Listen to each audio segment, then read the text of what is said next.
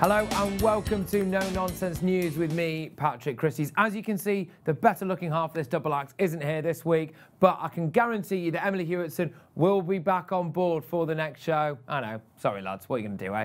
Anyway, there's only one place to start this week, and that is with, of course, the leaders' debate. It was a little bit of a damn squib. I don't think there was one particular clear winner, but there were some standout moments. Jeremy Corbyn getting jeered after refusing to say 9 times where he really stood on the whole Brexit debate. I mean, it's not unusual for Labour this. They've had more positions in the Kama Sutra when it comes to leaving the European Union, but isn't it a little bit worrying that the leader of one of the major parties at what is being described as the most important general election in a lifetime clearly can't make up his mind on Brexit?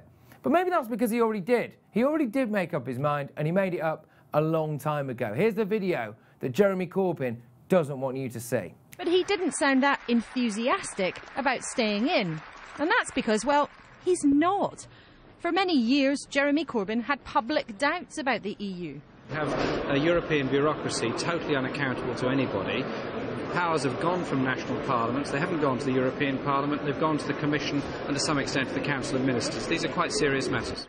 I'm concerned about the way the European Union is increasingly operating like a free market across Europe, tearing up the social chapter, damaging working class and workers' interests across Europe, hiding tax evasion in Luxembourg and other places, and secretly negotiating a transatlantic... Can I finish? Yeah. Secretly negotiating a transatlantic trade and investment partnership. I think we as a party need to be making strong demands of defending and expanding the social chapter, defending and expanding workers' rights across Europe, and chasing down these approved tax havens that exist by the European Union all across Europe, and asking some serious questions about the way they've treated the people of Greece and other countries by their imposition of austerity measures on them.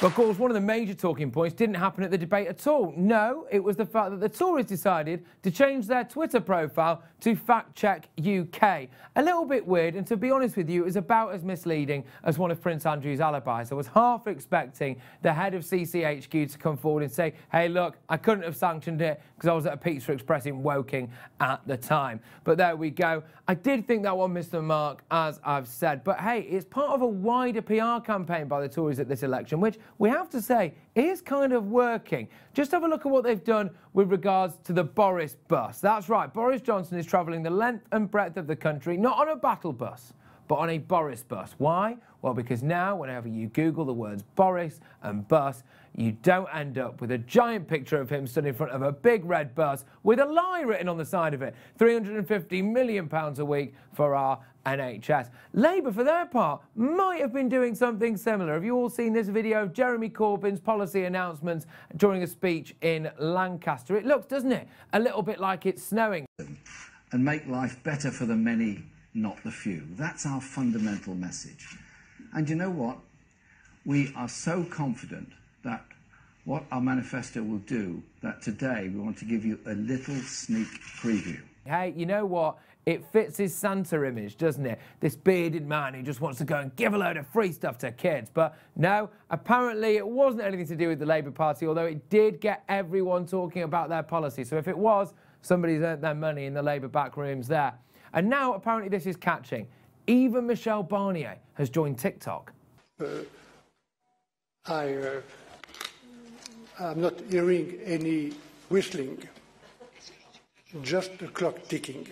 No, that's not how it works, mate. Just you know what? It's not worth it. It's not worth it. But talking of social media, it brings me on to my meme of the week. And look no further but Diane Abacus Abbott. That's right, here we are. Jeremy Corbyn there, just telling her that because she's so rubbish at all the numbers, he's decided to make everything free. Sounds like a good bet to me. It would get her out of some sticky situations during interviews, wouldn't it? Jeremy Corbyn likes to bracket himself as this kind of cuddly father figure. More like a dodgy uncle, if you ask me. But anyway, less said about that, the better. But actually, he's not necessarily that chilled out. There have been several instances quite recently of him just kind of losing it a little bit, or certainly pushing back. He doesn't like to be interrupted, put it this way. Just have a look at him on Mar. And of areas that have different views on it, as indeed... So you bring Brexit voices in? Can I finish? Thank you.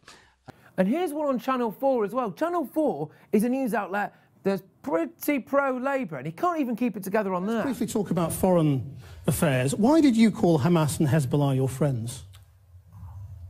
What I did was spoke at a meeting in which I said I wanted all people involved in the Middle East issue to come together and be able to have a discussion, to be able to discuss. Can you allow me to finish? Do you mind? Yeah, but I asked you a question and you're ignoring it. No, I'm not ignoring the question. If you'd give me a minute, I'll answer it. The point is this. Listen for a minute, if you don't mind. And then here's Jeremy Corbyn doing his impression of me stumbling out of a Wetherspoons at 3 o'clock in the morning, essentially just offering people out in a park. Corbyn, this feels like you're running away from the media. Can't you stop and Why don't we just talk?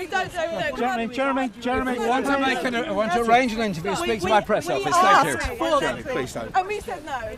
So now we're asking them. Now, there have been some fears for Jeremy Corbyn's health. The rumours doing the rounds at the moment is that he may have had a stroke. This is based on a couple of things. If you have a look at one of his eyes, it has started to go slightly droopy, but mainly it's because he started to wear Fresnel prism lenses, commonly given to people who suffer double vision after they've had a stroke. Now, on this point, I do just want to say that if he is unwell, genuinely wish him all the best. Absolutely, and hope he has a speedy recovery.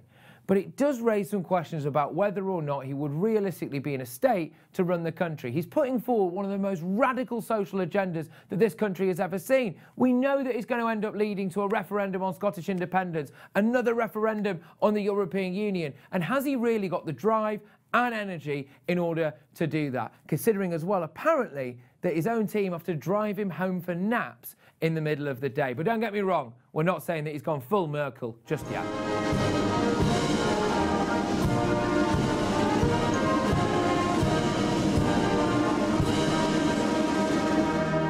Yeah, what was up with that? Anyway, let's deal with Jeremy Corbyn's broadband promise. It sounds lovely, doesn't it? It sounds wonderful, the idea of free broadband for all. But nothing's free in life, is it?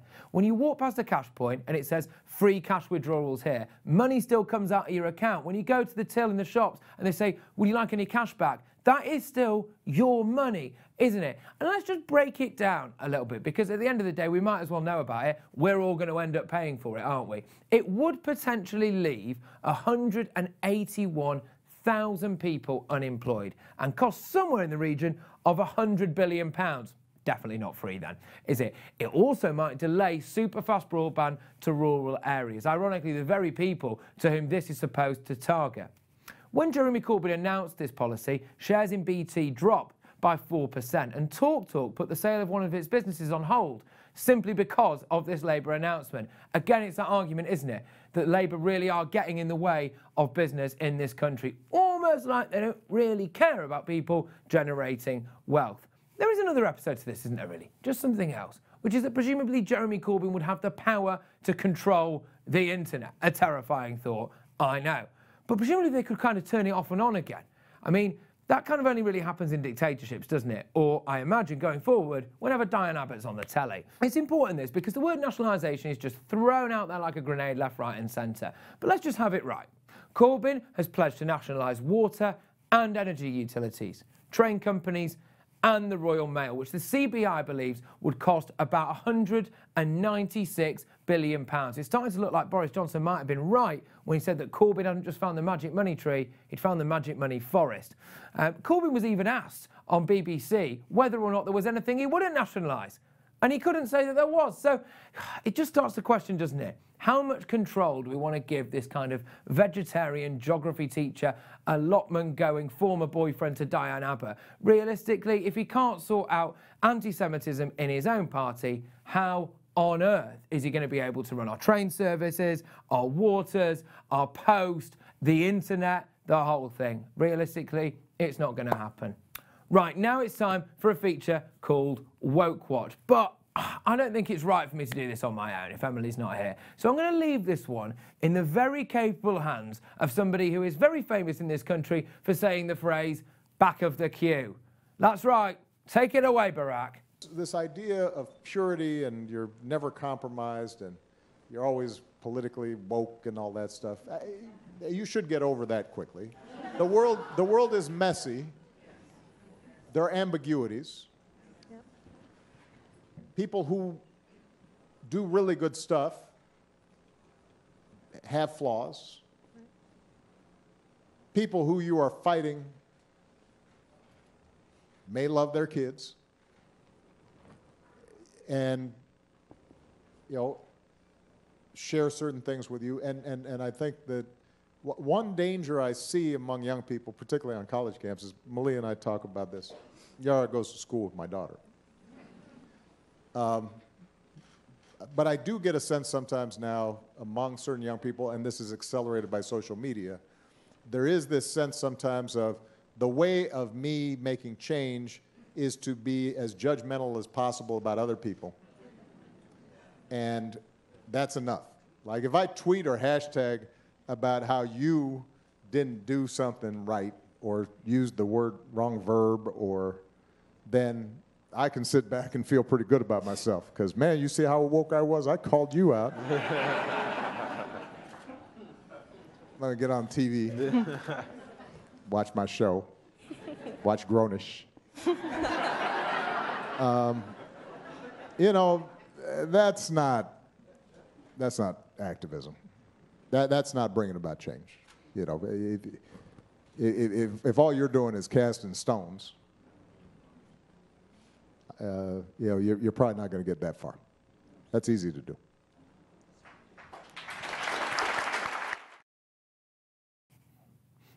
Wise words indeed. All right, that's it for this week's No Nonsense News. Make sure you tune in next week, where you will be seeing the significantly more attractive Emily Hewitson stood somewhere around here, hopefully. Anyway, make sure you follow us on Twitter and subscribe on YouTube. I'll see you next time.